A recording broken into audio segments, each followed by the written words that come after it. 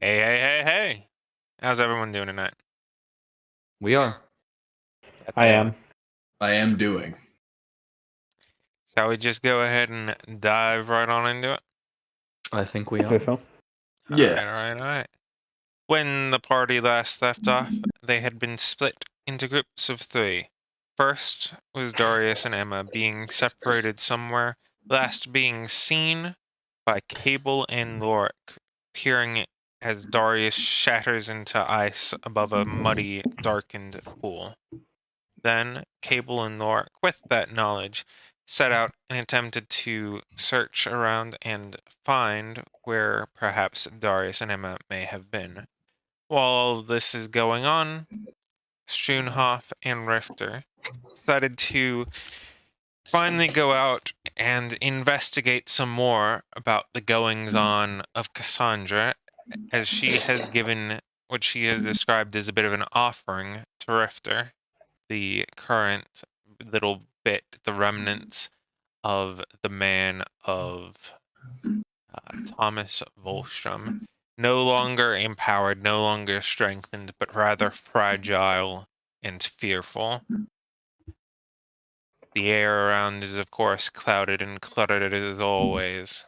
The dark, almost spiny stones around reaching forward, blotting what little light comes through the murky skies, leaving the area drenched with a little bit of wet anticipation of what is about to come. As you approach him, after, of course, the very basic, most basic of greetings, his eyes fill with terror, and this is where I propose to you, or pass off to you. I was gonna say what? Yes. Yes. I accept. Rifter looks With down our harem arc. at Thomas, and he kind of like, almost in a bit of a caressing fashion, he like moves his hair across with his fingers, and he looks down into his eyes, and then he holds his head with like to where like his fingers are down beneath his jaw, and he's just like, "Do you know who I am?" He's thrashing like when it first the wall was split apart, he was certainly broken and defeated already, but he was ultimately resigned a little bit. He was okay with the situation and just disappointed. But as you go through and begin doing that, he begins thrashing and attempting to like break the stone around him to no avail. I gently put my finger on his lips. I go, "Shh, we will have our time." And I turn around, and from here, I confront Cassandra, and I just go, "So what's the catch? What do you plan at?"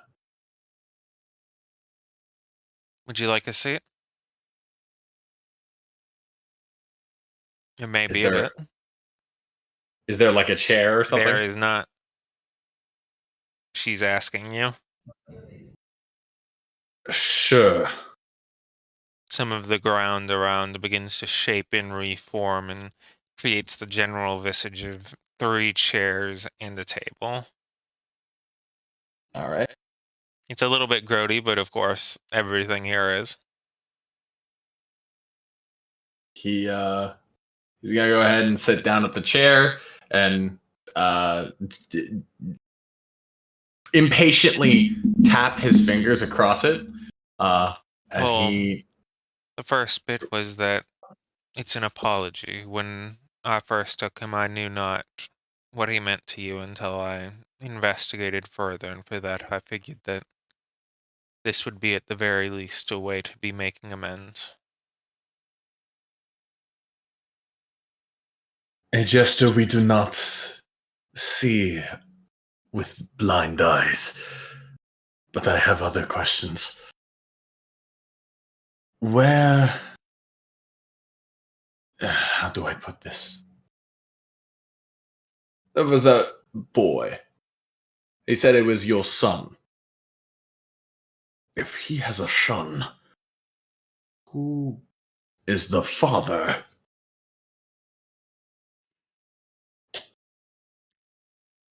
She has a bit of a mournful, sullen eyes for a moment, kind of going from looking at you to looking at Thomas and then kind of past him for a little bit. She takes a big breath and a deep sigh and just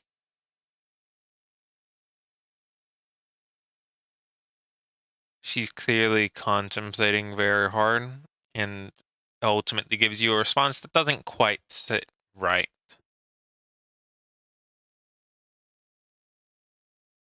That is unfortunately one of the few questions that I would have to take precautions with you before I could give you such an answer. For while you may have confidence in Andromache's trust in you, I do not and would not believe him restrained enough to keep you present, should I say. All right. Well, I That guess that. said, I do have a offer to you that will make him near impossible to do so. What are you playing at? Have you ever wondered a little bit about how, and she kind of considers her words for a moment, powerful Andromache is? How it is that he hasn't just snuffed us all out here? I kind of assumed that was because you're on the same playing field as him. She shakes her head. Not quite. He's had a lot longer to learn a lot more. No, You are he cutting out a little bit, JC. I thought that was Yeah. just me taking breaths, but I will turn down the sensitivity. No, the opening parts and the closing parts of your sentences kind of cut a little bit Gotcha. halfway Okay, through the okay. words, so it's hard to tell the Let's first and try last something word. new then. I wouldn't quite say that we're the same. No, it's one of those situations where he's had a lot longer to work through and learn, and he's definitely eclipsed us now. It's instead, and she gestures all around to it, the stuff around her, the creatures, the monster, the plane itself, and herself, and a small, minor image of the purple, like dragon-born child that you saw previously. No, all of us are, at least in some way, part of something that he can't hurt. He can't harm. It would go against his very nature to do so. And if you would be to accept it, believe that if I were to share it with you, that he would be unable to harm you as well. Rifter gives her a stare. He gives her a very firm glare. This sounds like a deal that has conditions. She shakes her head. No, no conditions, just I understand that it would be. She stops for a moment. I would say it would be childish to ask for trust when I know that many of the things you've seen have not been to your liking, especially with the first stepping foots and how the boy has gone and run amok with what little he's been given. But if I am to entrust with you, I'd prefer if you didn't get obliterated from existence by doing so. And it also would help us bring that brat back in line. And so I'm not going to be tethered to this. You know, it's just going to be net benefit, no conditions.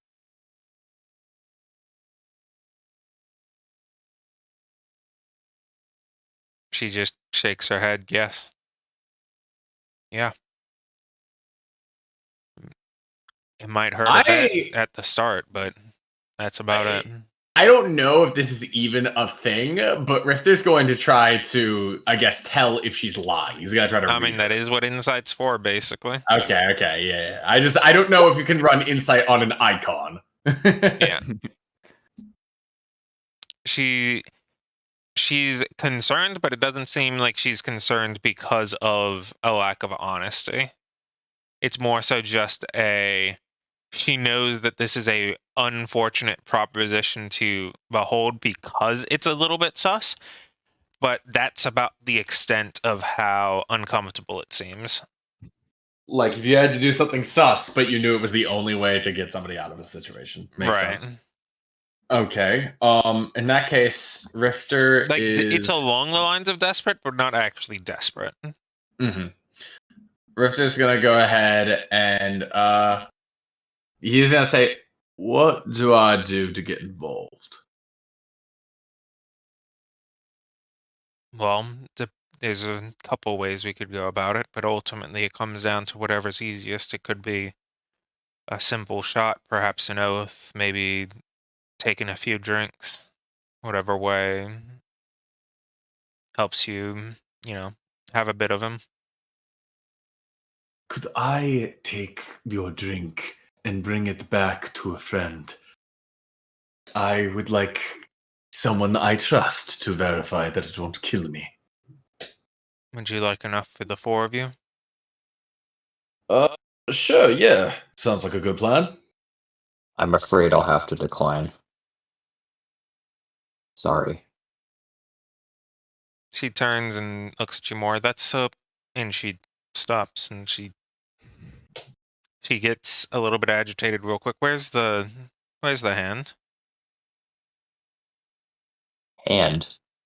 Thought it was a claw.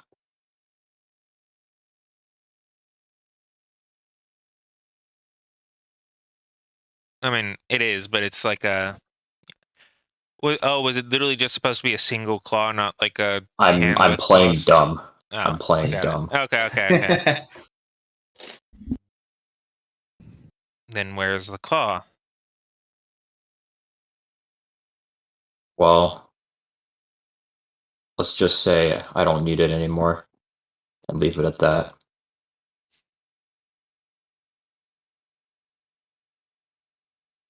It clearly agitates her, but she moves on from it. And she turns back to Rifter.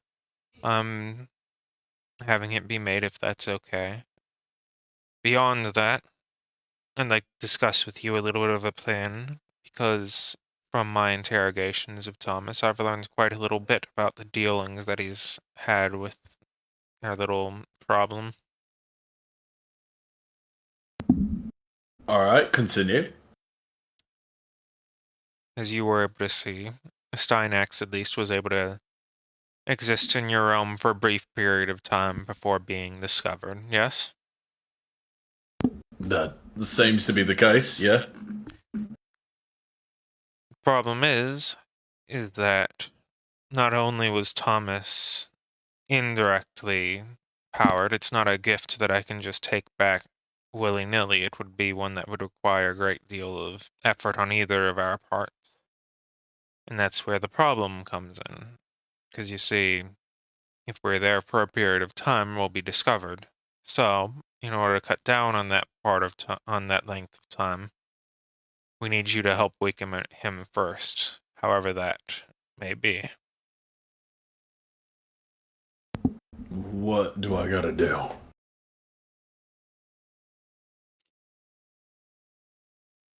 There's a few different ways we could go about it. The first is treating it just like any other one of. She stumbles over her words as she eventually says the creatures here, and try to sap him of his energy with those wooden weapons of yours. And she's choking up a little bit as she's saying that. But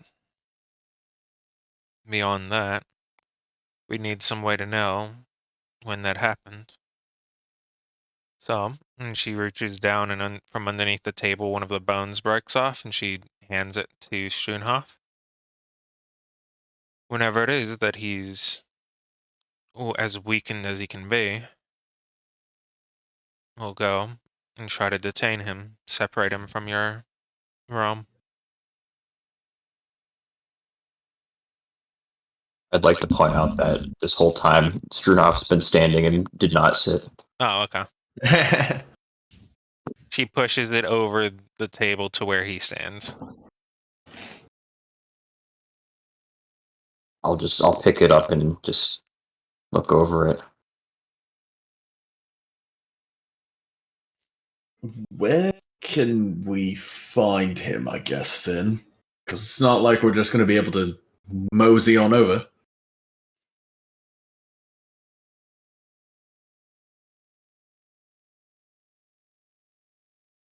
It would put me at a great risk, but once you do identify him and where he's at, if you send me a signal, when he does attempt to do those warps of his, be them either the larger ones or the smaller localized ones, he has to travel through here to do so. Now, I have no idea where it is, but I could shut it off for a period of time to make him unable to do so. Remove him from being able to be so elusive. Ground him. Yeah. Should make things easier. Oh, loads easier. Beyond that, finding him there, I'm going to have a hard time helping you with that, given that, well, I can't really go there, can I? Question real quick, out of character, because I need to know who specifically we're talking about, because we could be talking about multiple people, and I'm like, wait. Yeah, me too. Okay. Saron? Yeah, okay, that's who I thought we were referring to, but we could also have been referring to a drama key. So I want Yeah, that's who I was thinking we were referring to, but okay, that's good to know. Good. We're on the same I was page. thinking Sauron, but I also was thinking maybe Andromache as well. Yeah. Yeah, I also kind of got lost. All right, I'm glad we're all on the same page now. Okay, character. Wait, but before we continue with any movements, I need to know: am I going to have to contend with any more of your kind?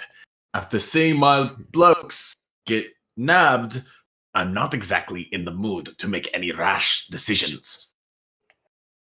None of them by mine. However, as you've doubtlessly seen with him as she points over to Thomas, unfortunately he seemed to master it a little bit about spreading it himself, and in doing so, seems to have contaminated others with what little power he was given. If he's made more of them, if he's perfected any of that craftsmanship, you may have to deal with them, but none of them under mine. Oh, so he spread. Oh, fuck. All right. Well, that'll be fun then. I got one more thing, because this is just weird. How is it that your kind, and then Rifter kind of does a big bloated, like wide, holding out his arms thing. You all seem to dabble in the business of royalty.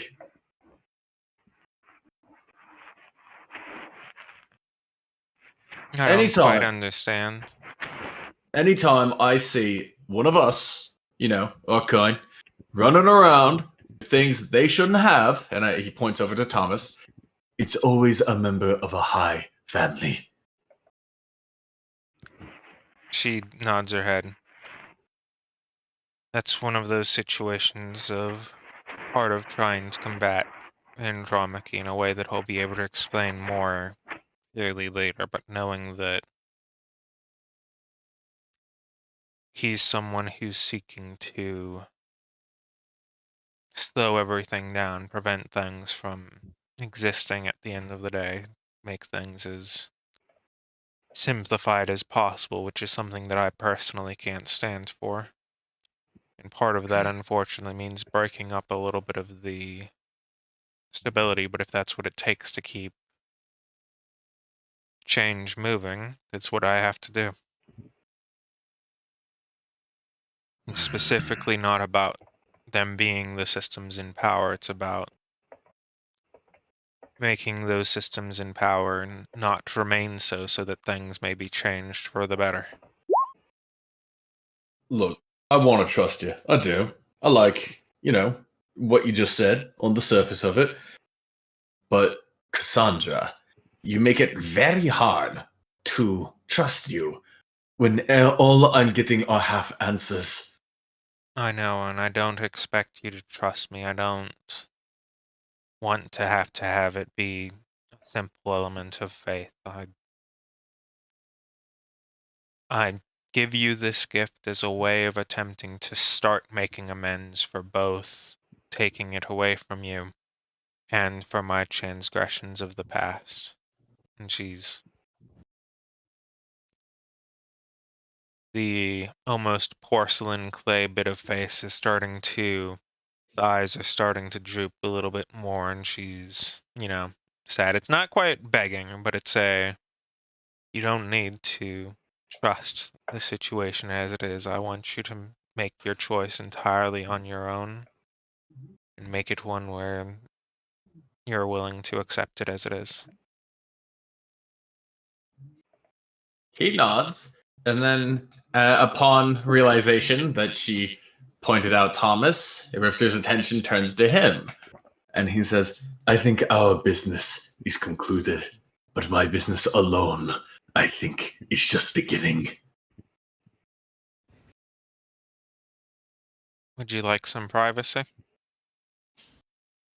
Absolutely.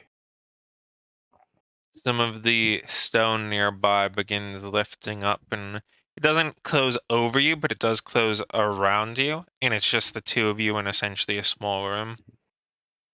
You can still overhear as, Cassandra asks Schoenhoff a question from the other side of the wall.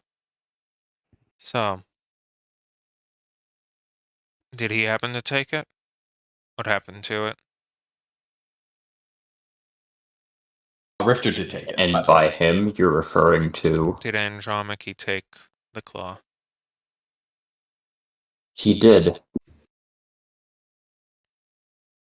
And he compensated me more than equally.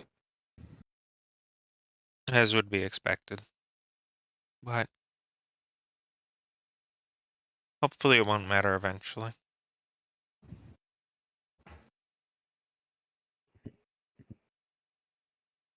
Bad. What? We were talking about the potion. Pardon? Nothing. Continue. Gotcha. She turns around, goes over, grabs a few materials from the ground and pulls them up as they begin to form these 4 vials with this purple, almost crystalline reflection. The light that flows through is refracted into a bunch of different colors that it's almost chromatic in how it sparkles. And she sets them on the table with an additional one that is there. I gave you an extra in case something goes unsatisfactory during your tests. And these are. A way to help make Andromache less aggressive towards you. Hopefully take away his ability to retribute.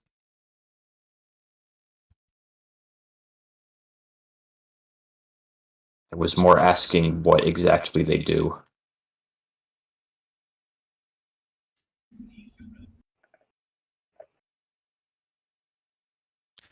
I'm obviously in quite a predicament because telling you more about it risks having him obliterate you as soon as you step out of here. So forgive me if I'm overly cautious and vague, but Then why are you trying to give them to me? because letting you know more gives you the best chance both for me to make amends and help you solve your plan, but also for me as an individual to help be able to stop Andromache from what he's doing. Because of course, if I tell you and he knows I tell you, well, as useful as you may be to him, I think he'd be more than willing to scorched earth the situation. He's never been one to care about collateral damage or friendly fire.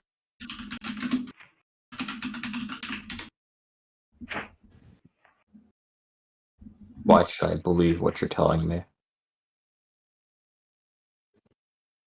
Have you happened to see what it's like when he...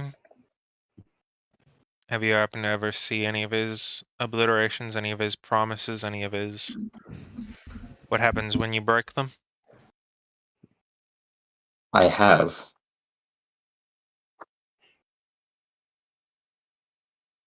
Does that seem like someone who would be willing to let you still be around if he believed you to be a threat?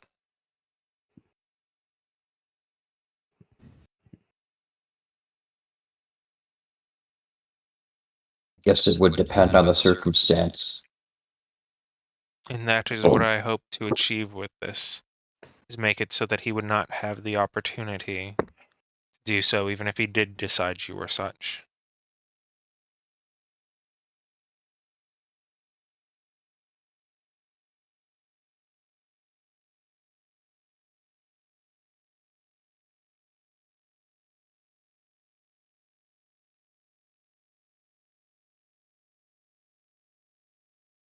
Need to know some things about Well- Sultan.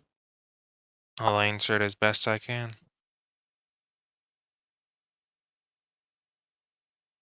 What is your relationship with him? Or what was your relationship with him? A long time ago, he was in a situation not too dissimilar to yourself.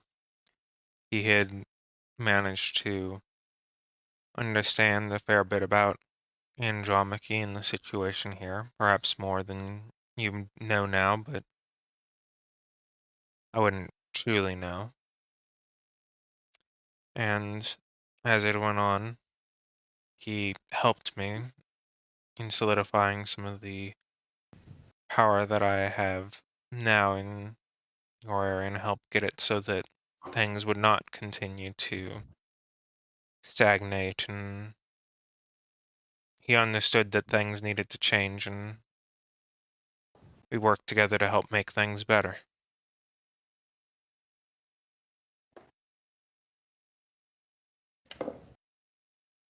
What of my father? How does he tie into this?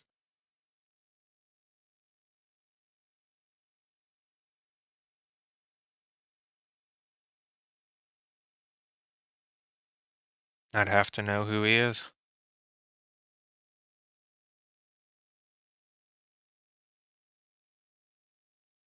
Well, I found the claw in our house. Sultan directed it to me, yes, but it was in our house.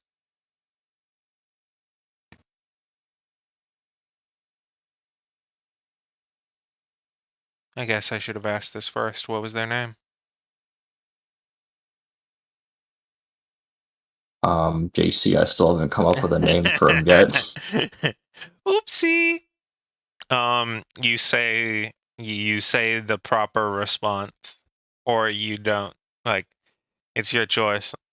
Do you want to just say you say it? Let's call him Alvin.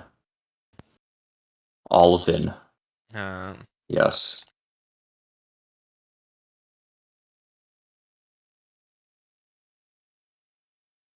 well, it's entirely possible that while Sultan came to me to help solve the problem, he may not have wanted to draw suspicion to himself, and after taking it, may have given it to your father as safekeeping. You know how Andromache is when it comes to things being out of order, just the slightest bit of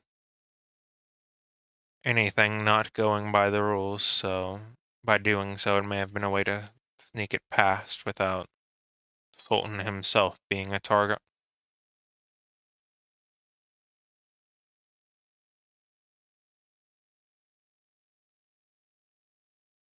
What was the claw to you?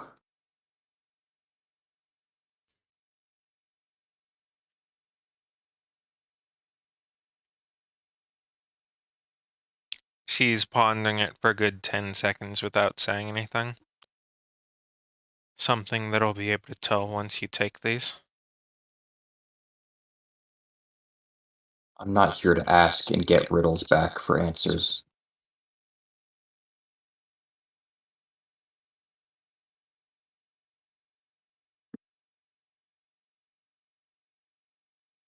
If I did, would you be... I mean, you've seen it yourself firsthand. Would you be willing to accept that risk should I tell you that the same fate befalls you, just to know the answer?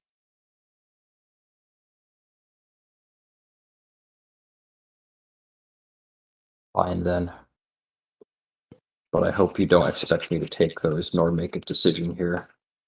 Not yet. Not at all. I wish to give you as much time as you think it takes. I know that I've managed things poorly in that it's gotten out of hand. The entire situation with Seiron and others is my negligence in managing them. It And may why be were you their fault. managing them?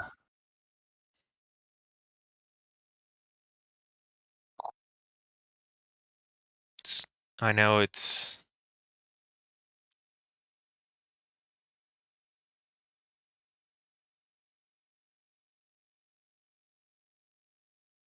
I guess I must offer you simply a promise at this point, then.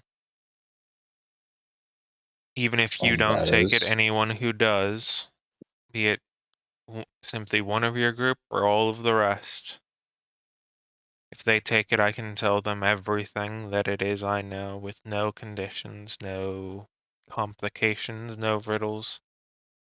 The truth is I know it, and they would be protected from the consequences. Now, as to if they were to share it then with the rest of you, that would, of course, be the same as if I told you, but if you want all the answers, I don't want to do so without you being protected. So, and she once again pushes the vials a little bit closer. Please take your time, and when you're ready. I will take my time as I push the vials back to where they were originally. So how's Rifta Ooh. doing? Rifter And at this. hold on. Okay. And before the dialogue ends, I say, and let me talk to him first. We have things to discuss too. Okay. Alone. The bone stone around Rifter in Thomas begins to descend down, startling Rifter perhaps for just a moment, being that it's like, hey, it's not time yet, and she stands up, pushes the chair in as it melds with the table, and begins to move backwards and simply leaves the area. Whenever you're and calls back, whenever you're ready to leave, just imagine that you're back home, I suppose. Just back to where you were. And you see her walking off into the distance. Rifter's like looking around, like, what was that about?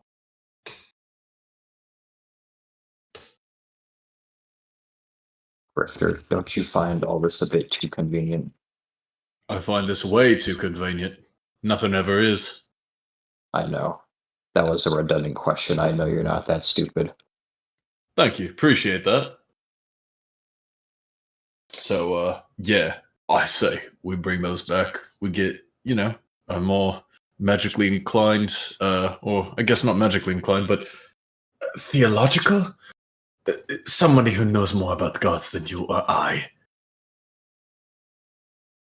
It was up to me. I wouldn't bring anything back that she's given us today. I mean, I think at the very least, understanding what that is might give us a clue to understanding what they are, and thus, how to. I know, but did I hear her right earlier? Was she offering you the power of the flesh? I think that's what she was implying, yeah. and I don't trust her. From what I can tell, she's telling the truth. She's desperate, it seems to me. But I feel like there's, going to be something that in the fine print that I'm not exactly looking at. Without moving my head, I look around visually, and then with my enhanced hearing, I try and hear visually to make sure that no one, or not no one, but she isn't around. Yeah.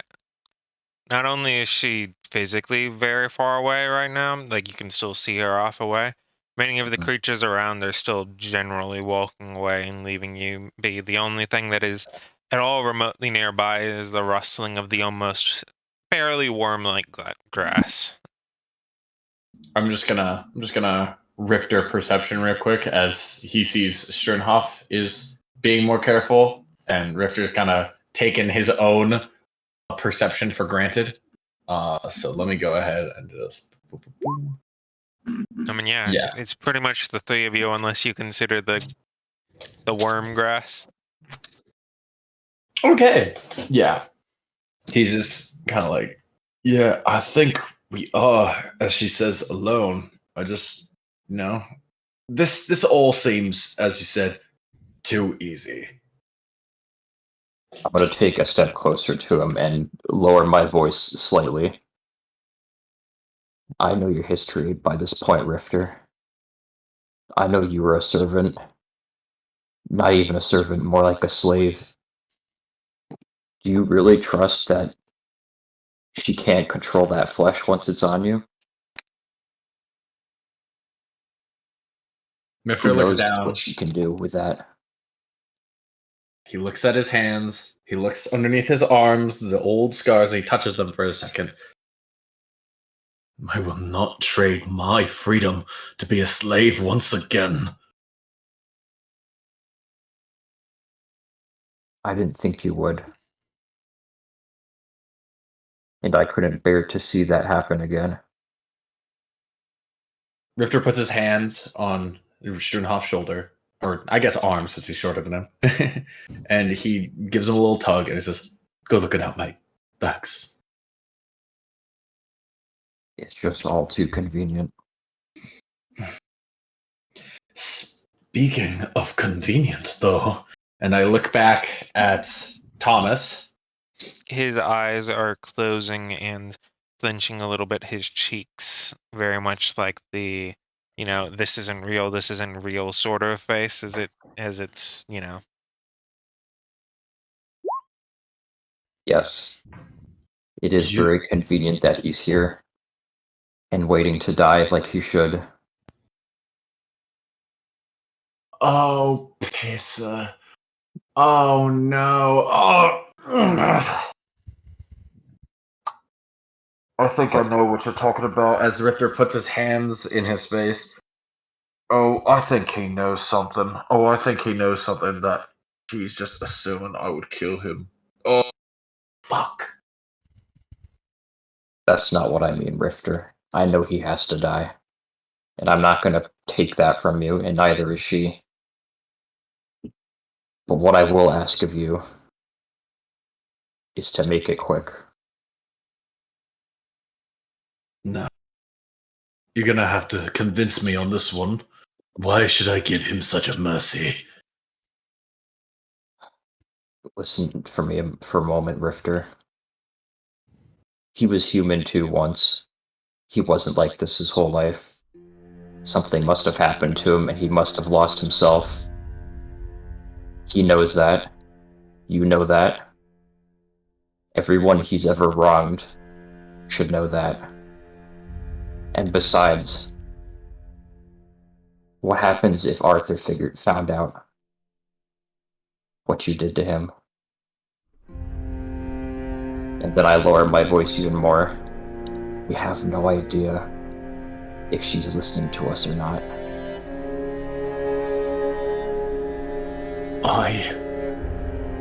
I know you don't want to hear this.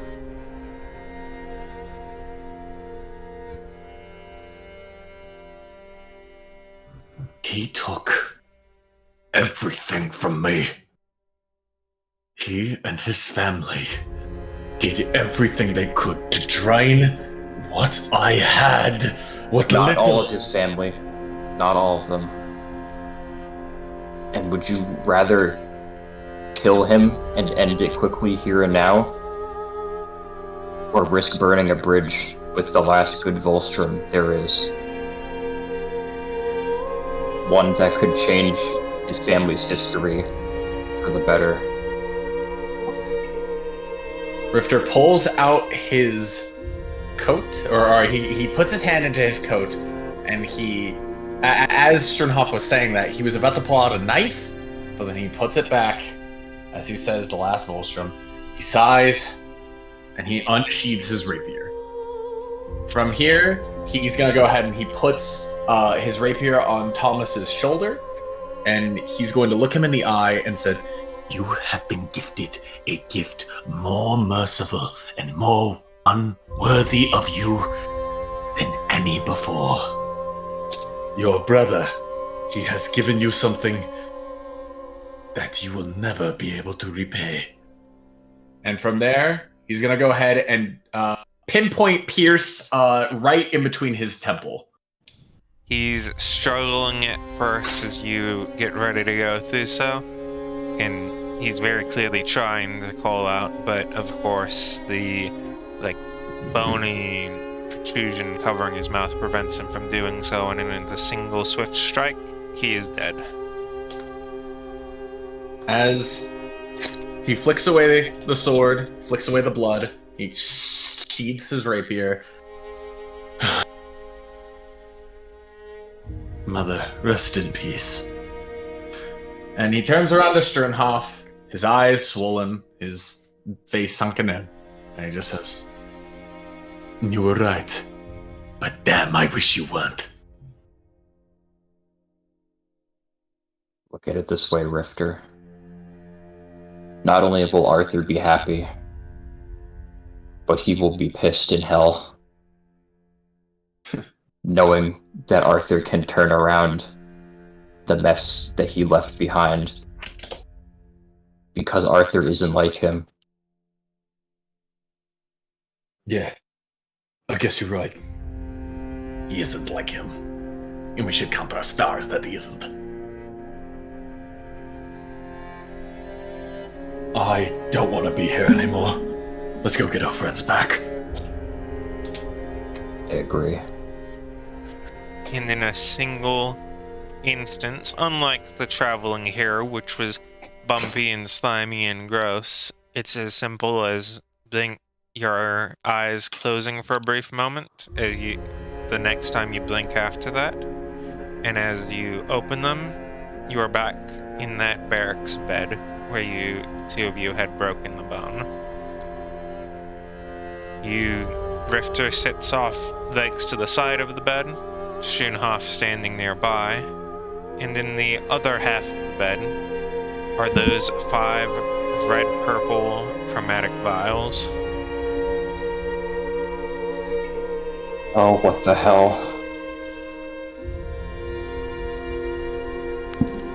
That bitch.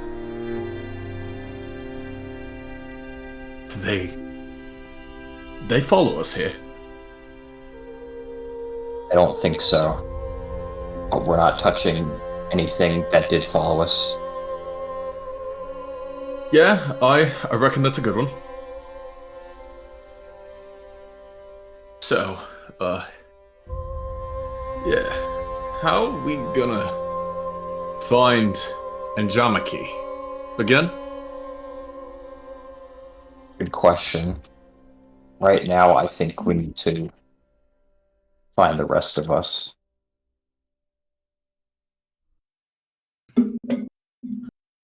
Well, if it ain't her, she seemed to imply that it was him. Right. Ah.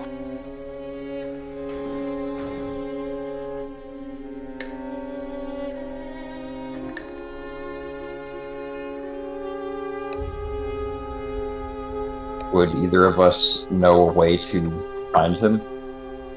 Well, which him are you referring to? Andromachy. Yeah, both of you Andromeda. knew that Darius did so last time. So if anyone would know, it would be him. Well, fuck. Okay. Well, it's time to Wednesdays. do what Rifter does best. He's gonna go ahead and look through Darius's things to see if he can find any evidence or any notes or anything to try to, redo this.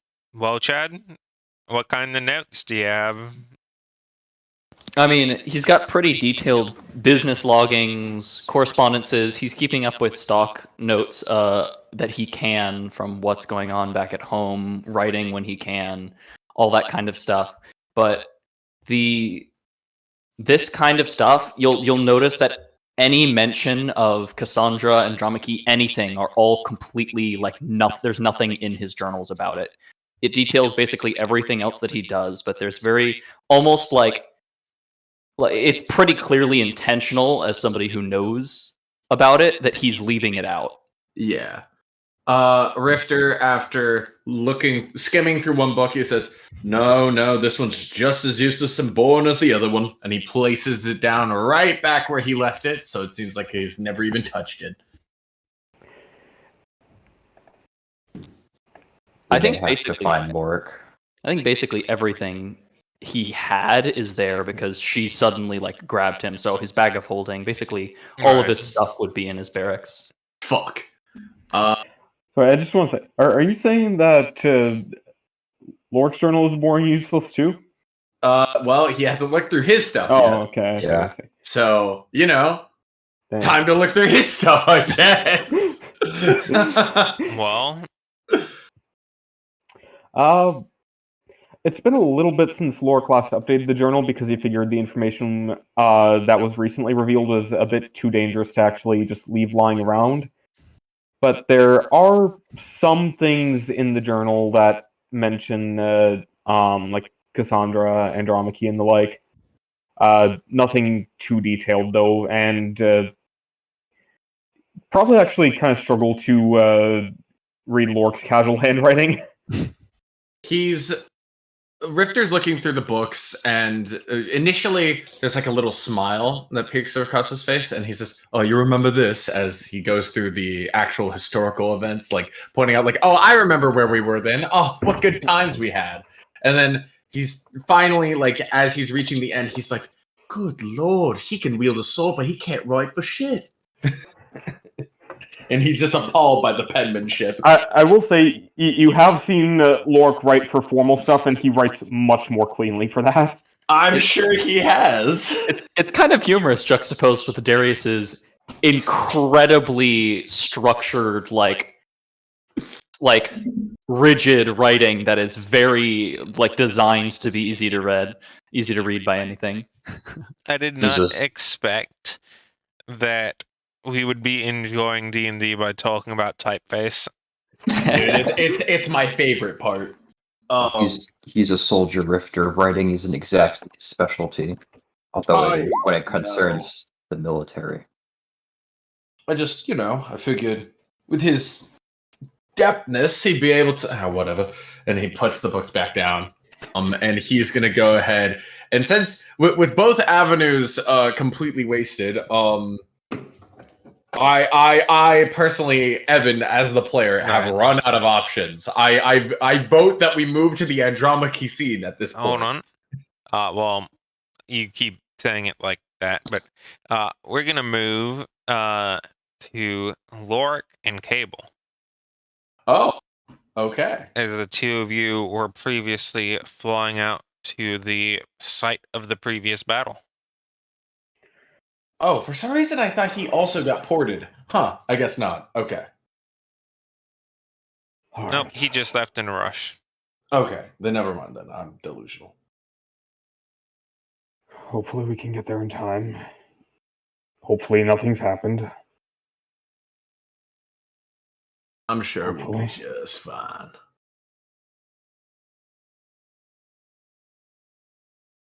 As you travel over and through this little bit of the forest, you begin to come across as the sky begins to have the sun peter out and instead replaced by a very gentle rain.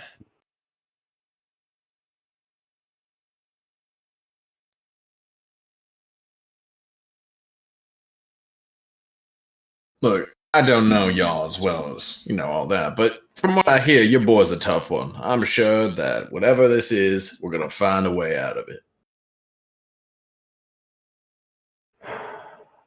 If this is an ambush, though, and he's strong, yes, but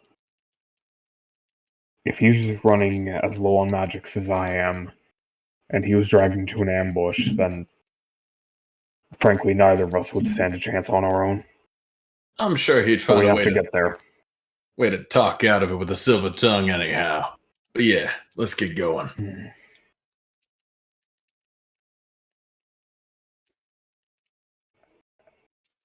As you get closer, I'd like you to go and give me an investigation check.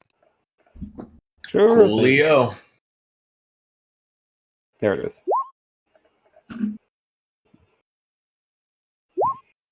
Alright.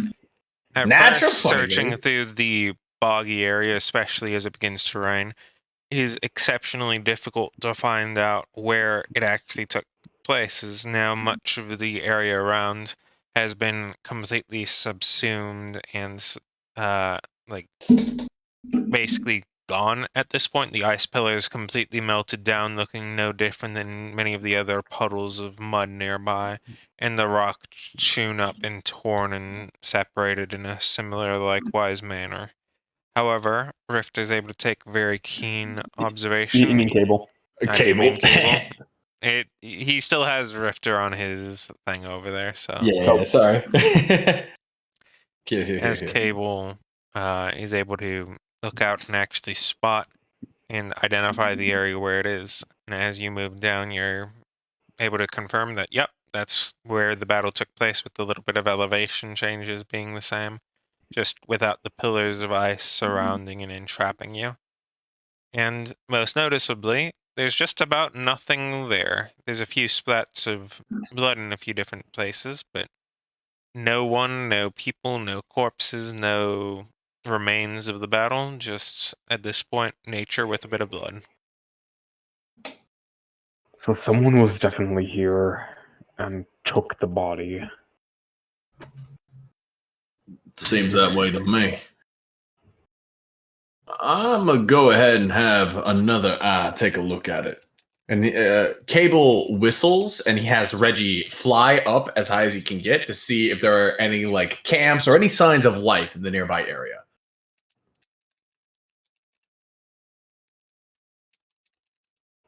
Reggie looks around and there's nothing, no trails, no anything, but they do go down. Would you mind giving me a nature roll real quick?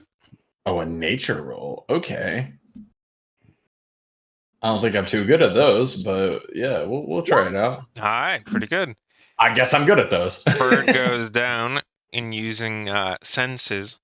You begin to feel a little bit of a blood rush go through you for a second, and its senses becoming a little bit more of your own, and it takes a peck at some of the blood in the area where the big guy got decapitated, and begins flying off to the northwest. Okay. I'm gonna go ahead and use my connection with my familiar to see through his eyes. And I assume you tell Lorik and begin following it? Yes. Yeah. Lorik also follows. It's traveling fast, and it's starting to fly higher and higher. Okay. Wow. I.e., All right. you should probably get back on your mount. Okay, yeah. Cable's gonna go ahead and say, Reggie's getting faster than us. We need to get on the mount. All right. And Lorik does so. As you begin to travel faster and faster, you begin to start to notice that as the storm really starts to take into effect, you're beginning to retread over old ground as you find that you're approaching Flamekeep. Shit. And Reggie continues on that path. yeah, Cable's gonna go ahead and say, it looks like we're headed back to Flame Keep. I can't understand why we're headed back there. I'm sure the answer will reveal itself soon. I hope. I like the implications.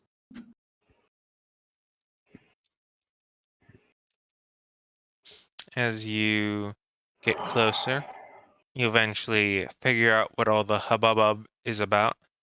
Apparently, there's a big casting going on right now, and so a lot of people are quite obviously on edge right now. Okay, so there was a large casting of a spell, like a Yeah. ritual.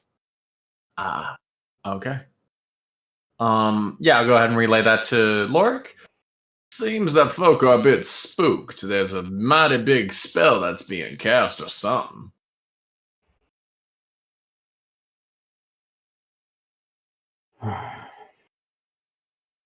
Let's find out what's going on. Agree. And we're gonna head in that direction. Cable to the the nearest person that he can that seems like they know what the hell is going on. He's gonna go ahead and walk up to them and try to talk to them. As you take your griffin and... Is it a griffin right now? Lord? I didn't summon a Wait, I thought seed. you... Oh. I know it wasn't Riding find the greater seed.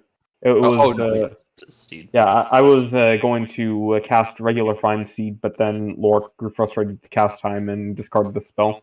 Oh, okay. Well, flying on Okay. your hoverboards at first,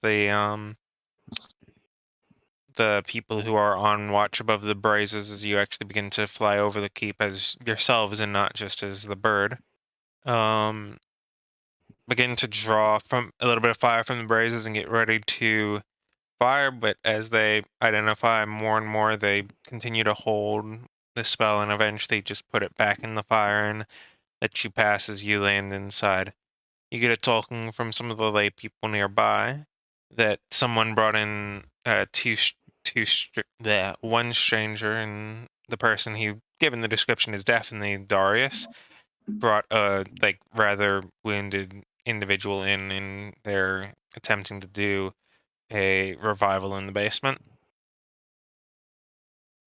Wounded seems like an understatement. All right. Seems they got ahead of us. All right. Hmm. And you got ahead of his. True.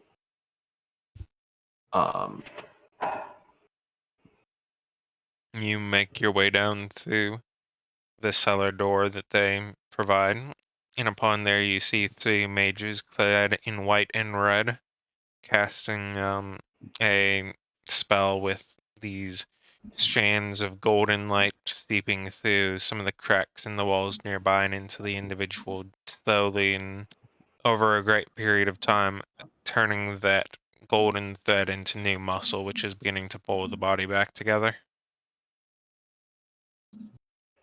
On the side, Darius and Emma wait, watching. You're all right. Didn't expect to see you here, and of course I am. I heard rumor that you disappeared or something. I mean, she was rather abrupt in how she took us, but I understand the situation and why. Don't have much time before the soul fully leaves.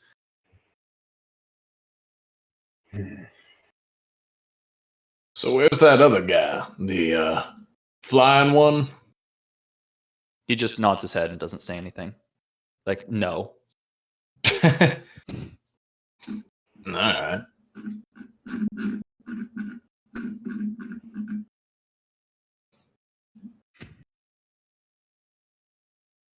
Well, it seems that we're all one big hunky-dory family now.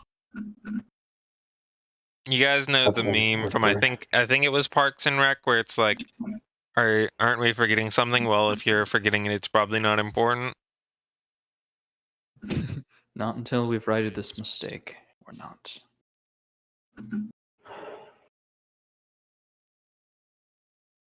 Hi.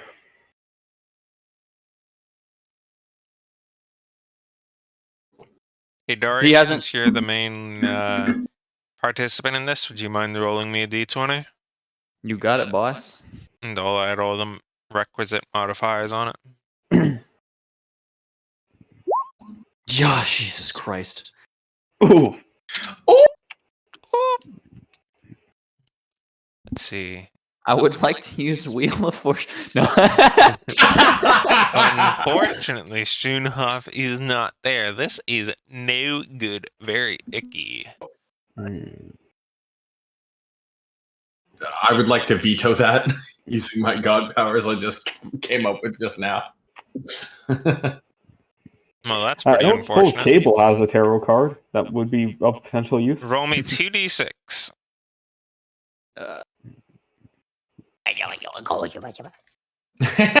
Book of Spencer. 4, 4, 8.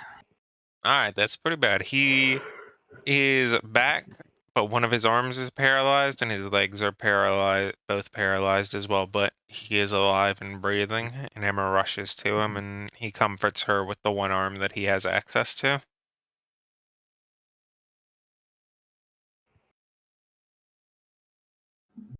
What was the name of my card? I never wrote it down. Yours was the Emperor. The Emperor, okay. Uh-oh. In which case, that's funny. That's really funny. I mean, it tends to be. In which His case, was Temperance, Rifters with Death. All of those were not like fudge. That's just how they rolled, man. that's cool. And Dire as the Fool. That, like, here's the thing: it writes itself. Yeah. Mhm. Although it has never been used in such way, Darius is going to come over to this guy and just in like desperation to right the wrong that he had done to these people. He's going to try and channel like combine just everything that he can do, like cleansing touch plus all of his lay on hands points. He's basically putting all of his like restorative magic forward and trying to push it into his tarot card into the man who is paralyzed. Give me a twin hybrid and Arcana. A twin Or, hybrid. sorry. Twin hybrid Arcana and Religion. All right. This Like, is just give me both of them. This is both of these are just raw d20s. So okay. The duality of man.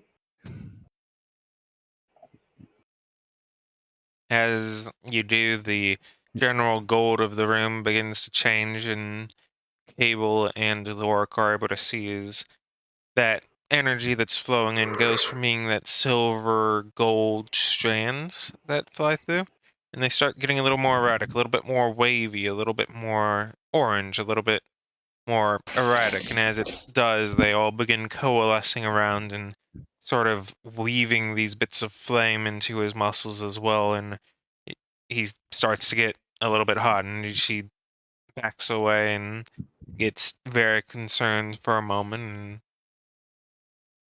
she almost considers calling out to stop, but she waits because he's clearly not in pain. He's just staring into her eyes, and over the duration of time, eventually he's able to start moving his other arm, and after about 3 minutes, he's able to move everything as all of this just raw arcane flame energy runs through and restores him.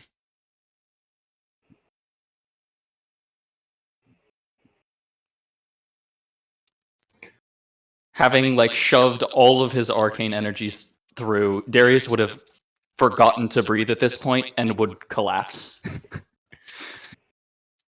Lork kind of rushes over and props him up a bit.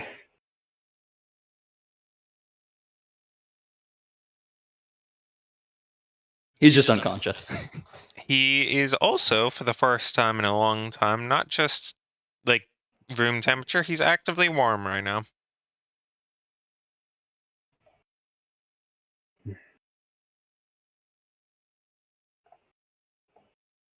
He feels like an actual person. Wow, rude. Crazy. He's not an actual person.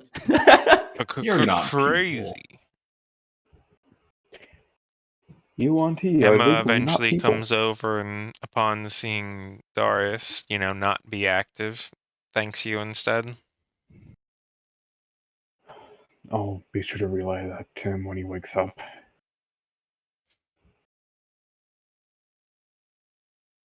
Do you want passage back to the camp? We might stay here for a bit and catch up. I think we should catch up in the morning. I don't know how long he'll be out like this, and I Of don't want to note, risk. it's only like it's barely afternoon. Okay. Well, Lork is still going to wait until Darius actually wakes up because he doesn't want to risk like complications, like in case he burn himself out Yes. more than just Give me passing 2d6, out from Darius. exertion. Give me 2d6. You got it, boss. Boo. I'm so good at these. Yeah, 7. Look at that. Average. Let's Perfectly go. average. As all things should be. After a little bit after an hour, he eventually wakes up, coming to his senses. Are you all right? He opens his eyes, doesn't respond for a second, and just says, "Did it work?" I think so. He's moving around. He is certainly alert enough to be able to thank you, which he asked me to let you know that he was thanking you before he and Emma, I believe, went aside. We made the problem in the first place. We don't deserve thanks for solving it. As he sort of sits up. There is notably no one else in the room at this time. The 3 mages who were healing up to them upstairs and is tending to their wounds in a light dress manner. The 3 of you are the only ones down here.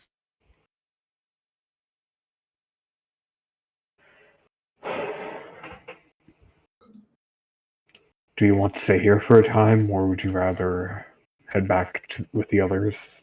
We have things that we need to do. I don't want to hold it up. I can, as he quickly puts himself up, kind of stumbles a second, catches himself. Can you give me an I'm good to go. acrobatics? You got it.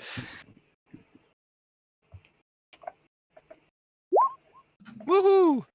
Catches himself, and we can. Oh, is it hot in here? We can go. Your magics made things a bit warm. Of note, the 2 of you, Cable and Loric, still feel a little bit cold given the nature of the damp cellar. Yeah, we can get out of here. It's freezing.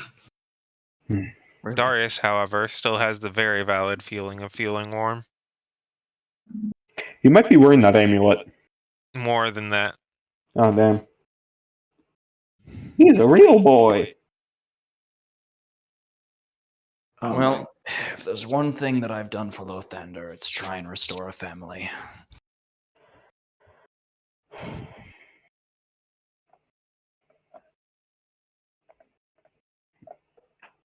And he sort of comically looks up and says, "But that's the only thing I'm doing for you." With a little old man fist raise. We might make a Viamnuri out of you yet. I wish I knew what that meant. As he moves to the door.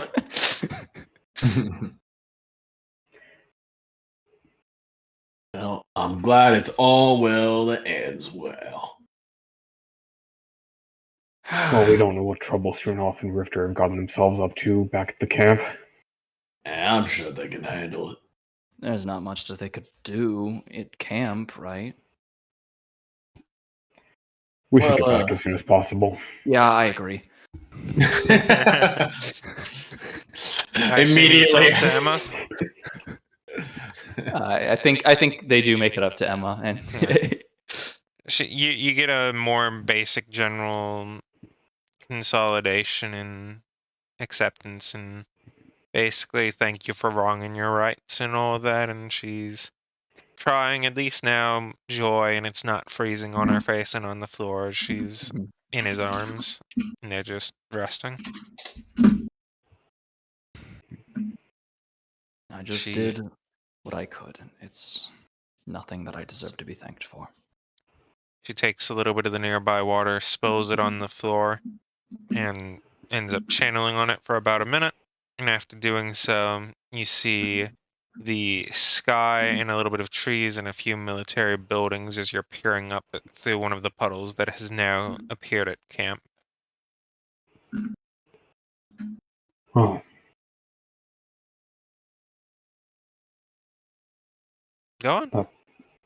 thank you. This wasn't pleasant the first time.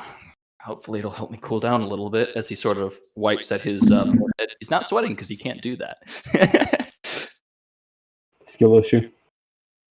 As you hop on in, it's very different than the other time. It's more like just a gentle swim. You just kind of go in, and after about 2 seconds, you just swim your way up, and you're popping your way out of the little puddle on the other side. A bit drenched, but ultimately clean, at least mostly.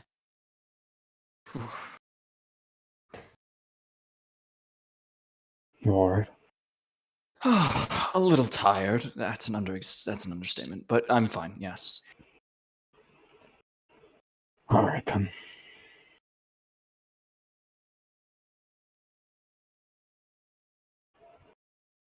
And where was the barracks again? My mind is a little muddled right now. Right, of course, of course.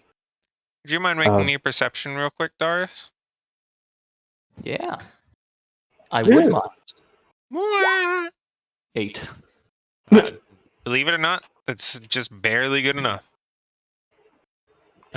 Your trigger goes off. Your wee woo alarm. Something's not. No. He sort of looks around. Lorik, which way is the room? And he sort of like he clasps his hands together, and in his mind, please don't say that way. Please don't say that way. Please don't say that way. Please don't say that way. He points Is it that way. We need to go back to the room right now. To the barracks. It's in the Yes, direction that the barracks is. We need to go to the barracks right now. My Geiger counter is going on. Your Gygax counter is going off. It's Saturday win, isn't it? Your guy counter. And now the party's all back together. Darius is kind of like, although like still clearly like the exhausted sluggishness in his movement. It's like somebody who's waned off of their coffee high and is like rushing to get more coffee. He's like looking around the room. Where is it? What? Something's around here. As he just like runs over to his bag and pulls out his spear and is sort of like looking around with it facing out. Rifter, Schoenhoff, what'd you do? Be on guard. There's the flesh somewhere around here. Yeah. That sounds about right. Yeah. What did you two do? A meeting with a mutual friend, Miss Cassandra. Might have heard of her. Oh my. I mean, you said you were going to do it. I just didn't expect that you were going to, I don't know, do it so fast. Well, if she's anything like the other one, then it may not have taken any time. I suppose. I'm a little disappointed. I wanted to, I don't know. More importantly, Anyways, what happened to you? Body resurrection, healing. The person we there was a battle. We brought back the people that you were going to torture, and then I accosted you for threatening to torture. Blah blah blah. One of them we killed, and that was the significant other of the Frost one.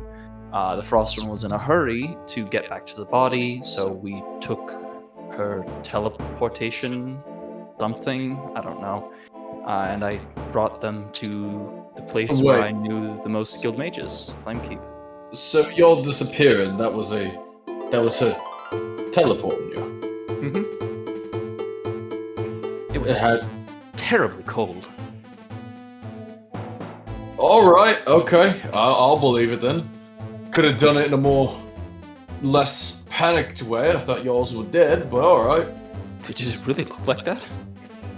Well, it looked like you were encased in ice and then shattered. Jesus, I can see why you panicked then. Not much else to do but panic.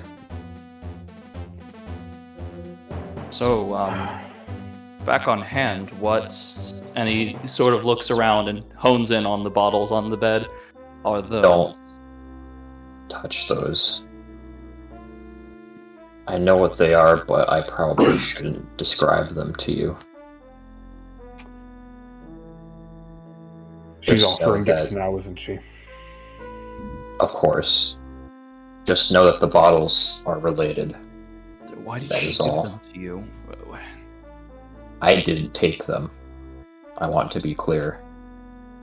Well, I mean, If the I- way you're saying it, it's pretty clear that you didn't want them, but why did she give them? If I had to guess, she caught wind of us making a deal with Andromache and They are is trying to related. buy our loyalty. They're very related.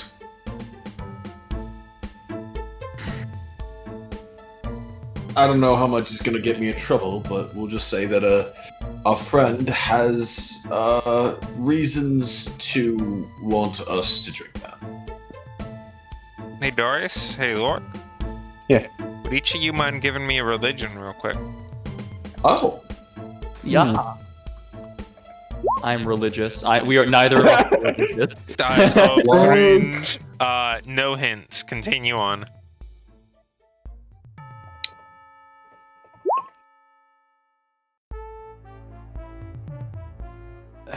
I mean, I don't know.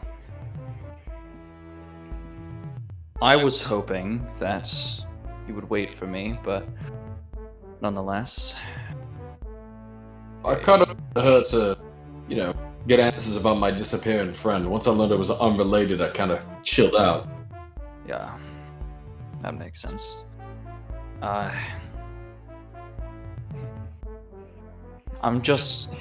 I'm tired of us always playing on their terms. I wanted to turn it around. At least in some way, make them dance for me. I don't know. Understandable. Well, this might be an indication that that's happening. If they're competing for our loyalties, that means that they think that we pose a threat to the other. Each of them does. But big surprise, I'm not trusting either of their words at this moment. Nor I. What I did want anyways was to pose to her the same thing I posed to Andromache. Her aid in dealing with Nidhogg. And then once I ascend, I can look at it entirely impartially. No limits on what I can know, as a god, I would assume. And whichever one, to me, seems more frightened at the idea of me knowing everything impartially is probably the one that I shouldn't be siding with. I would not be so quick to say that ascension makes one infallible. Not infallible, but beyond the power of one being to just destroy me without a second thought. Speaking of, Uh-oh. The party dies. no. Hilariously. Does the party want to bring up that part of her statement? I think I know what you're talking about, where she said, "Hey, she has clarified multiple times that the reason she gave you these vials is to make it so that Andromache can't just snap you out of existence. oh, okay, yeah, that's kind of what all right. Rista's gonna go ahead and relay. Yeah, she mentioned something about that, by the way. Apparently, if we take one of these, the way Sternhoff put it, and the implication I got was she's offering you the power of the flesh. My, that's Did she give you any indication that this would have drawbacks, that she would have control over you? She didn't seem to imply that. I think, this is my guess, that once you put your lot in with her, you put your lot in with her. Her existence is tied to yours. That's what I'm guessing. I mean, if it was that simple, wouldn't the boy emperor, the prince, be a much simpler case for her? You would Your think. guess. But Which leads me to believe that while she is the primary wielder of the flesh, it's not necessarily. I don't know. I don't think it's a I hard want one. to make these deductions. What I want to do is I want to bring one of these to Calcus, because he's the only one that I feel I can trust at this moment. Even though he's underneath Andromache, everything that he's been given has been straightforward.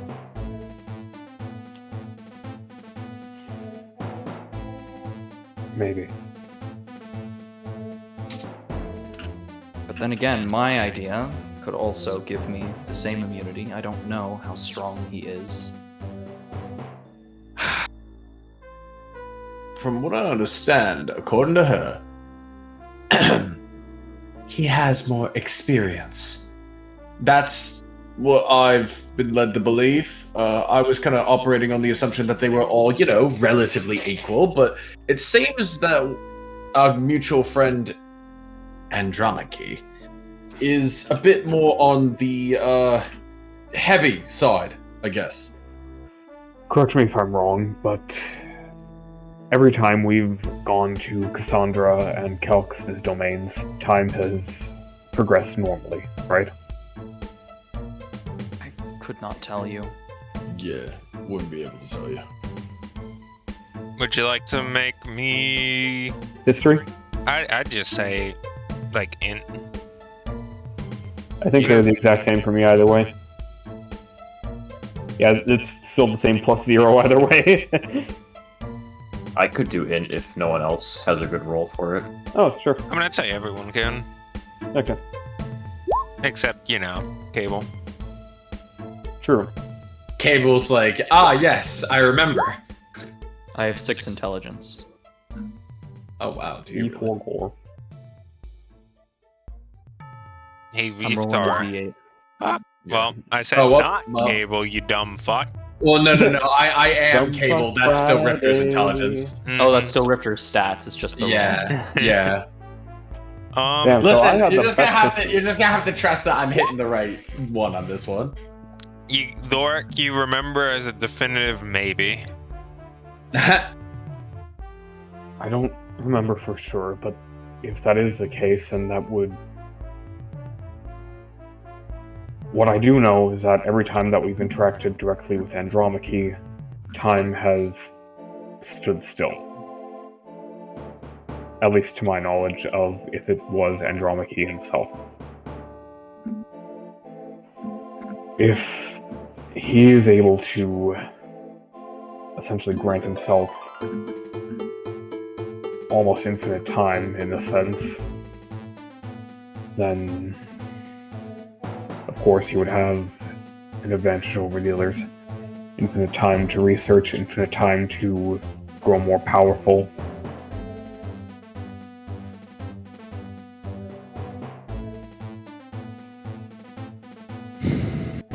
Maybe. At the same time, we don't know how time itself interacts with the general scale of the cosmos, because, for example, the only god that I know much about, Dendar, Nidhogg, however you call it, dreams and sleep operate independent of time. I'm sure everyone's understood the feeling of falling asleep and then waking up the next moment, and much time has passed, although the perception of it has not. Right. At least how I would think is that idea of dreams, of the mind's stasis state, can take longer, can take short. I don't know. My point is that time might not have the same implications on a plane that is not built around time.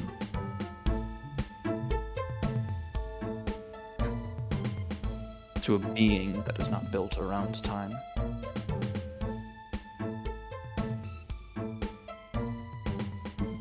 That would make sense, but I'm failing to see how that would be played to our advantage.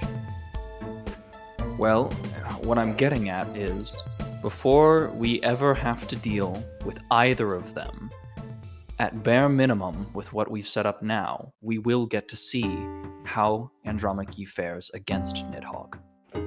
And that will give us a sense of his power. One timeless being against another, essentially. Yeah, I can make sense. It'll also give me a better idea of what it means that I can do for all of this situation, for all of you, should I ascend, when I ascend.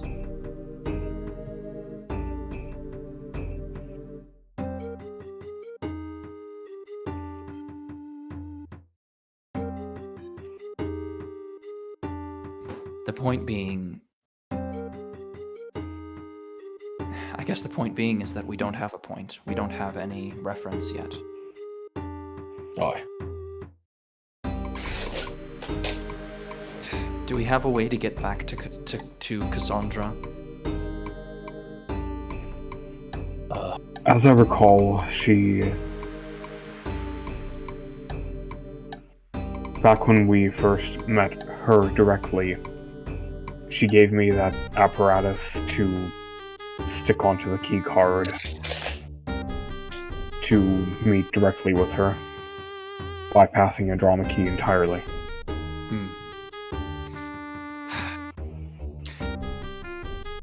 Remembering the meeting that we had with him, do each of you recall what he told us in parting? That we are to do whatever we can to gain the trust of Cassandra? I remember that, yeah. Even if it is to temporarily set back him? Are you saying we should, and he points over to the potions? I'm saying we should consider it. And I'm saying that I don't think he'll destroy us just for touching them. Well, that I believe. If he hadn't given us that guarantee, I wouldn't be so confident, but the fact that he's willing to let us set him back for now in exchange for the ultimate removal of Cassandra from the board makes me think that we are more valuable to him than he wants us to believe. That's what I thought exactly, with both of them vying for us. I'd like to believe that as well, yeah. I think in both situations what we are is a window into the other side, not from a hostile standpoint, but from a friendly standpoint.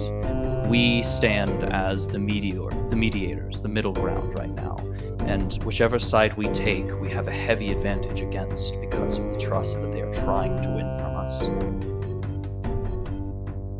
It is the place of ultimate power, in this dynamic anyways. Perhaps not literally, but the political sense of it. A sense I'm all too familiar with. By this point, at least.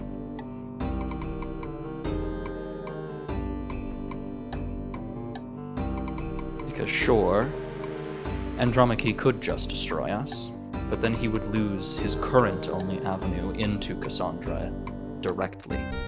And from my understanding, at least from what I expect, if you are saying that he is stronger than her, then why hasn't she just been destroyed? She said something according to the phrase of, oh, what was it? And I'm paraphrasing because I, Evan, do not remember. Rifter definitely would. It would be something along the lines of, it's against his very nature. Yeah. It's against his interests. Or it's against his nature. Which then comes to, when will he find another group that is both in good terms with her, relatively so, and has the power to potentially take her on. And then on the flip side, who else is as close to solving the mystery of him? And he doesn't say anything, but he looks around and continues on and close to Andromache. If I may,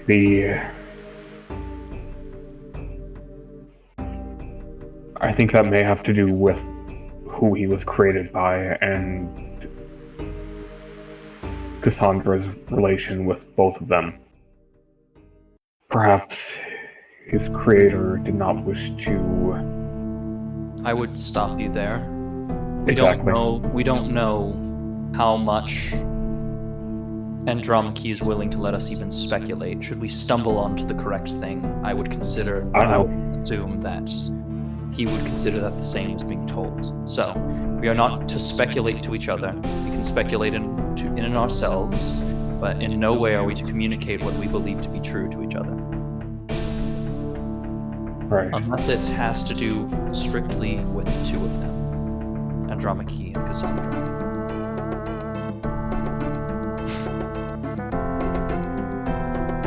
Andromache and Cassandra are making it very hard to trust either. Hey, that's what I said.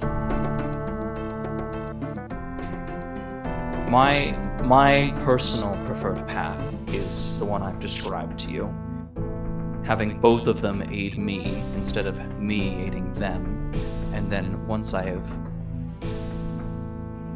reached a position where I'm outside of the immediate grasp, I can then assess the information. But that doesn't include you, that doesn't... It's a selfish approach.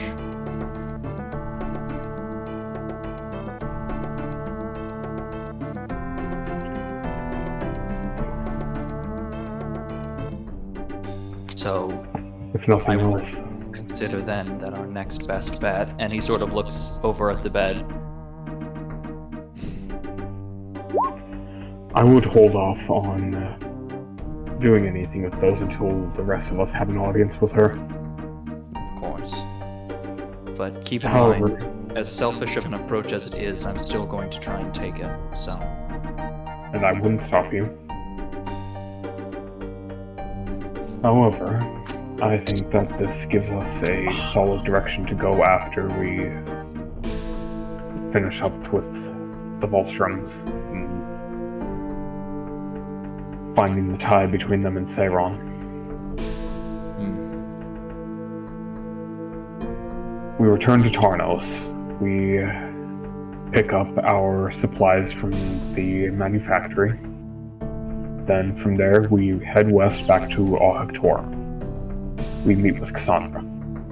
Then, we head west. We meet up with Dyer, find out what's going on there, and with our numbers thus renewed, we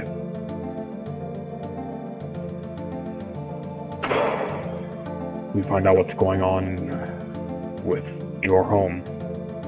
The weapon.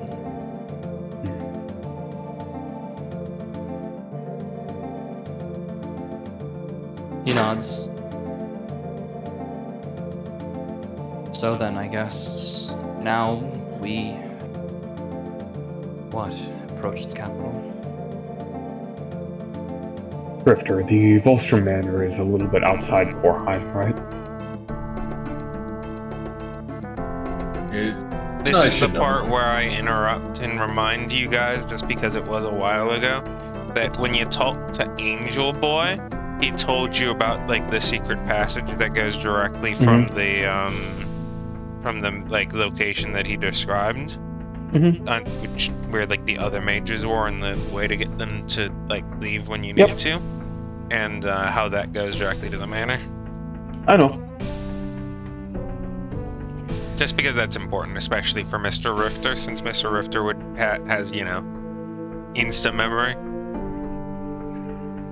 On that note, I would say that we should probably try and recuperate at least some of our magics to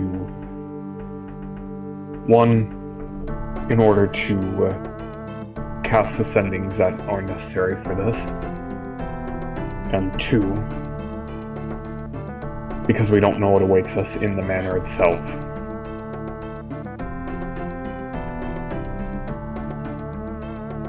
And I would rather not go in unprepared and with a set of fresh spells. I mean, I'm a little bit petered out from what I just did, so I'm definitely not recommending we just go now, but I meant Right. in the relative sense next. Right. What I really want to do next is sleep for 48 hours. Hey, Lork, would you mind giving me another religion check? Sure. Wow. Better. Would you mind if I took over just a touch of control away from you? In what sense? In doing something for you? I suppose. So, as you're going about this and you turn around and you start to move and everyone's getting ready to move, you end up picking up the vials to move them so that, because, you know, it would be a bad idea to leave them there. And in doing so, something about your physiology just inherently reacts, and you're suddenly seeing in divine sense for a moment. Oh.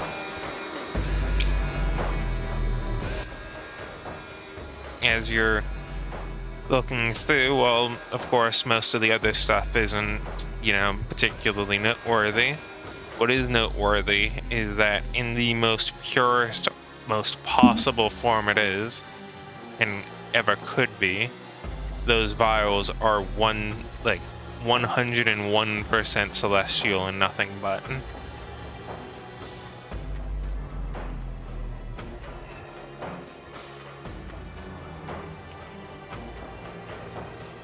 Lork's not entirely sure what to make of this information, and so says nothing for the time being. No I will mark communication down- to the team. Not yet. What? He wants more context before he says anything and gets their gears going. Okay. I'm a mute. So what does the party do then? Honk shoe. I'm more of a me me me me b b b b b b b b. Beep, beep, beep, beep, beep, beep, Q, Q, Q, Q, Q.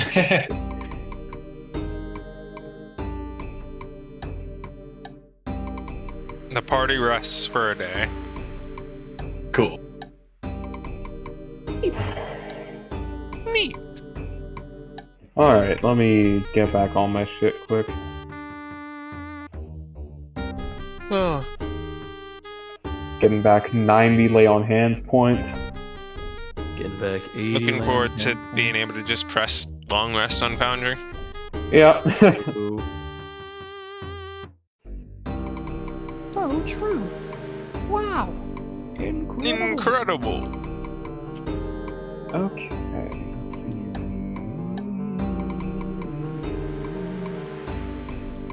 That pushes their day a little bit further. We are now on the 42nd of High Sun. Oh. True. Okay, I am. Oh, right, let me change one other spell.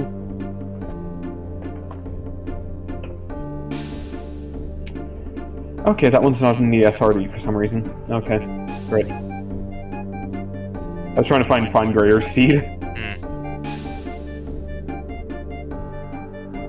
But you know what? Lork has gotten along just fine without finding Greater Seed so far. Hey Darius, do you think you would move the vials at all today? I mean, he would I mean, he's generally the one that stores it, so I would assume that he would pick it up to put it into his bag. Alright. A similar situation to you happens as you get closer, your sight begins to flicker a little bit and you're in divine sense. What in the world what is this? I don't think he's ever used this before. Hey, Lork, what's this fucking eye flash like? Lorik! Down. Why is my vision weird, and why are the things They're glowing gold. aren't they? glowing? What is this? That is a more utilitarian aspect of the divine magic that those like us wield. It allows you to detect the presence and workings of outsiders, and it's generally useful for, say, detecting a fiend in a mortal's body or something of the Okay, sort. lecture cut short. What is this? That would be celestial energy. Why? So you're and he sort of like puts them down for a second and sort of shakes his head, trying to turn off his eye flashlights. It takes a second attempt. The first time you do it, you're just dizzy, but the second time you're blinking and sight's back to normal. So why is you're telling me that something Cassandra gave us is celestial? It makes sense. I mean, None of her creations are celestial. nor would they be. I think I have some sort of rudimentary idea of what all that is. Oh, Lord. And so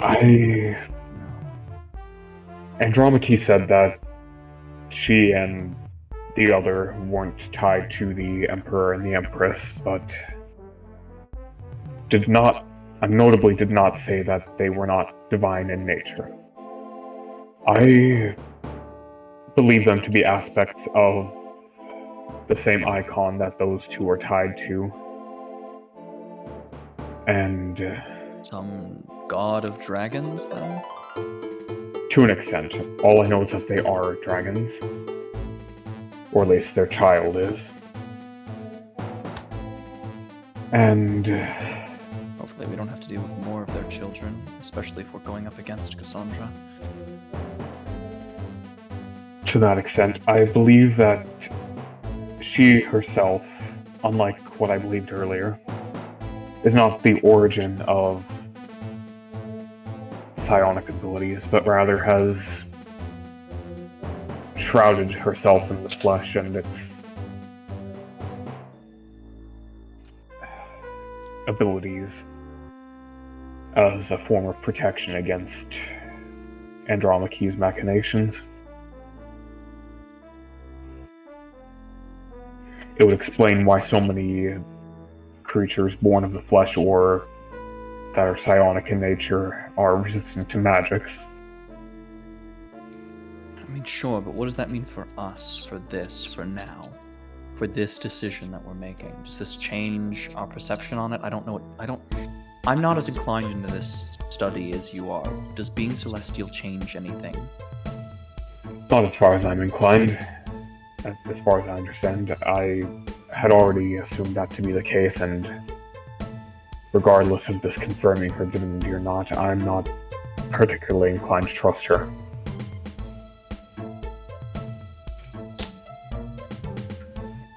But I'm also not inclined to trust Andromache. I mean, so far, Cassandra sure as hell is giving us more of a reason to, but again, that's just speaking through the tongue of a deceiver.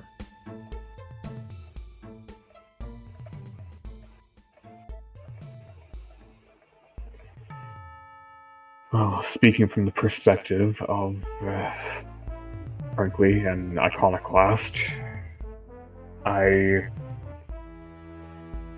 inclination is to say hells with both of them and leave this whole thing behind. Leave them to rip each other apart. But that won't solve anything. I was going to say, where's your agency? My agency is in this world. It's Sure. people. Sure, they're here, but if you do nothing, if you leave them to rip each other apart, like you said, not only will it solve nothing, you'll now be complacent in helping them destroy our world because you know and you do nothing. If they... Outside of proxies like Seiron, I have seen very little that implies that they have the ability to affect our world.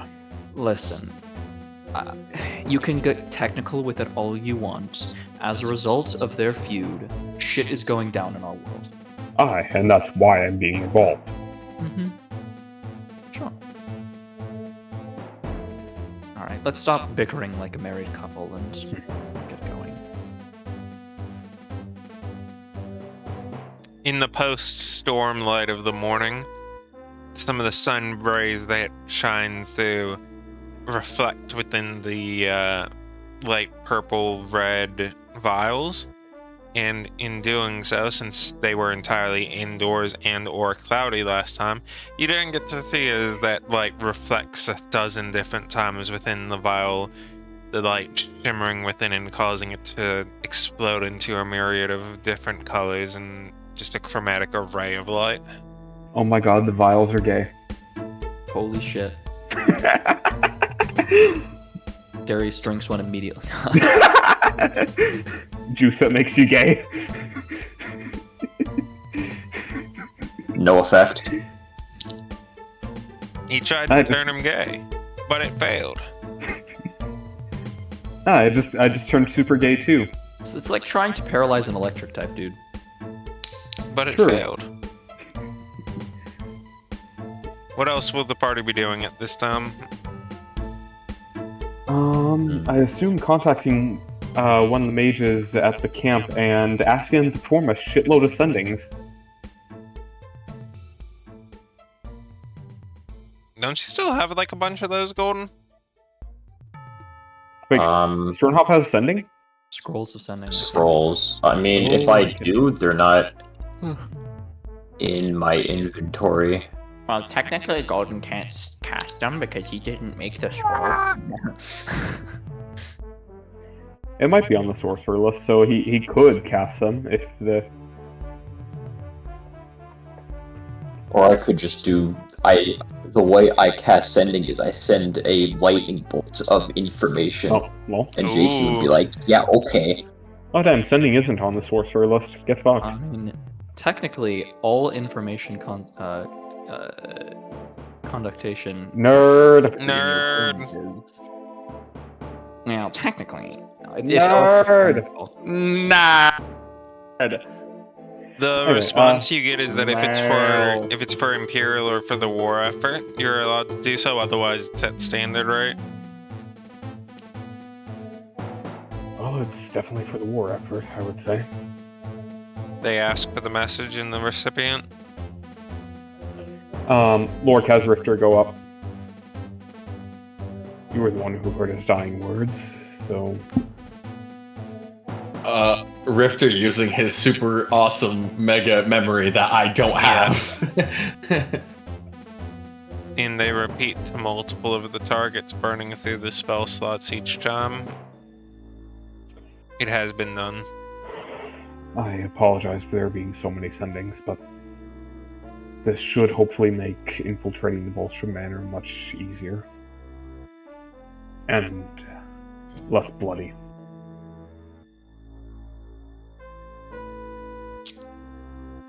The person sitting at the table who just finished casting the last spell along with the two other people who were required to do so given the quantity of castings. Each, they look at you and don't say anything at all. You can tell that there's a little bit of that vow going on as part of being someone of sending, is that you try not to say what you don't need to say.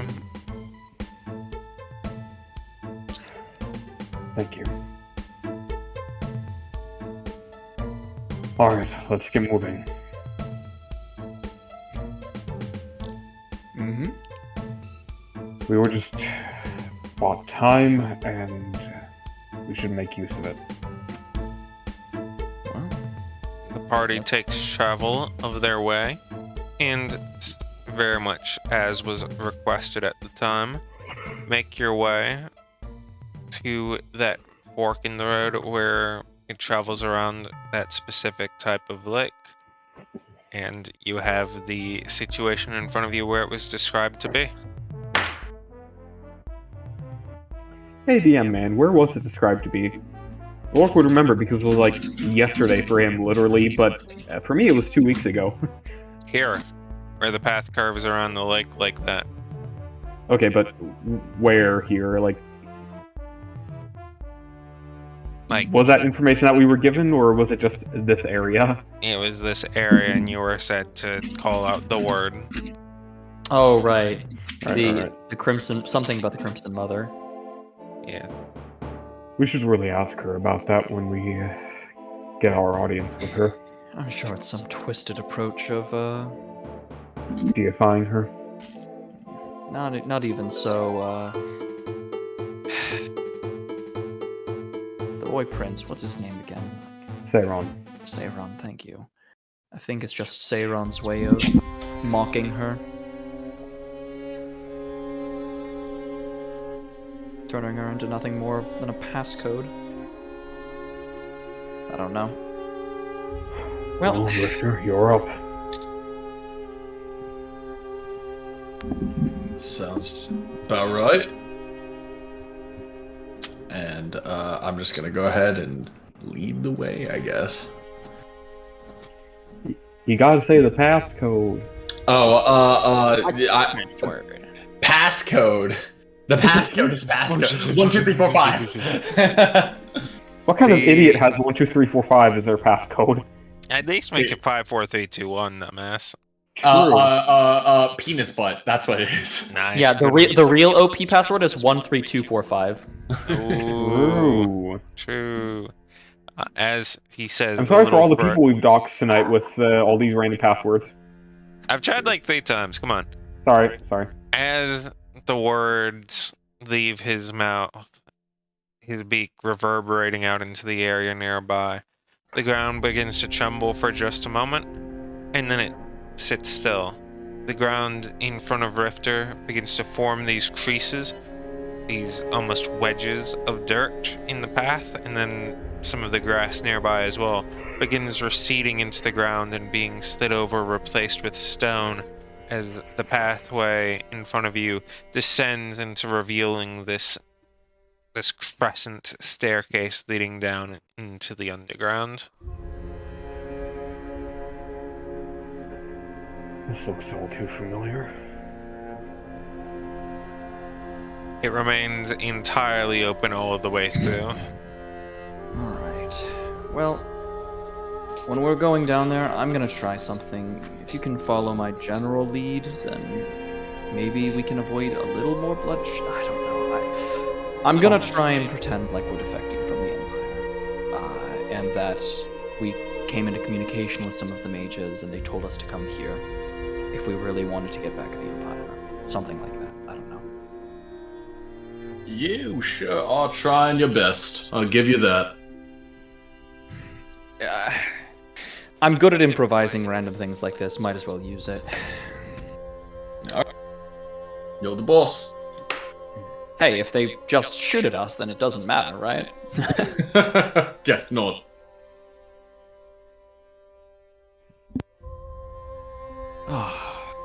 Alright, through we go. You begin making your way down through the pathway. It's a little bit dark, but surprisingly, not damp at the very least compared to everything else. It quickly becomes dry, dark, and with the help of your little bits of light, bright. Making your way to the very bottom, you finally make a step out into in front of you, where the walls are filled with these similar darkened gray stones, but there are channels that currently are white, etching along the walls, taking up almost everything to the left and right of you, but nothing on the floor below or anything on the ceiling above. The entire passageway nearby, and what you're able to see through past you, Darius, specifically, is that with the exception of an indent on the right and then a recess behind it, The entirety of the path in front of you is almost monolithically straight and rectangular all the way down the corridor. Oh, These God. white channels that run through the wall occasionally have a single almost bug that changes color along it as it got him. As there's this little bit of blue cyan energy that just runs along, tracing through some of these runes, sometimes doubling back, sometimes going around curves. It's almost like it's a maze along the walls, which a few of them travel at any one time, but it's by no means crowded by any capacity. There is a slight scent of food in the area, and the general arcane energy, for those of you who are casters, can certainly feel that there's quite a few spells that have been cast in the area. With this entering of this little bit of a dungeon, I would like to call, unless the party has any roleplay they'd like to get out of the way, postpone and That's not continue at a bad. later time. That's fine. No, no. I want to call Cable a piss waffle. Whoa. Whoa. Are you going to be doing both Rifter and Cable right now, or are you going to just take one? I would assume I would just take Rifter. Honestly, we can kind of like, as much as I like Cable, we can kind of phase him out. At least until Big. Because he's already Oh, involved. wait. Before we go down, Lork is going to turn to Sternhoff and say, just in case things go wrong, I would like to cast some manner of protective magics on you, because... Not to sound as though I'm doubting your capabilities, but if any one of us needs protection magics, it's you. It's fine with me. Alright. And Lork goes and casts Death Ward on Sternhoff. Let's go. Yeah, baby. That's what I've been waiting for. That's what's all about. I got knocked down. I get up again. I got knocked down. I don't get up again. Help, I've fallen. I can't get up. Get down. It's frozen. I heat it up. It's broken. I repair it. It's frozen. A Life Alert subscription. Thank you, Lord.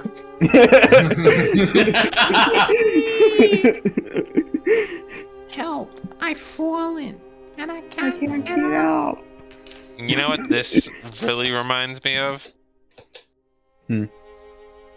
Kratos falling meme. Anyway,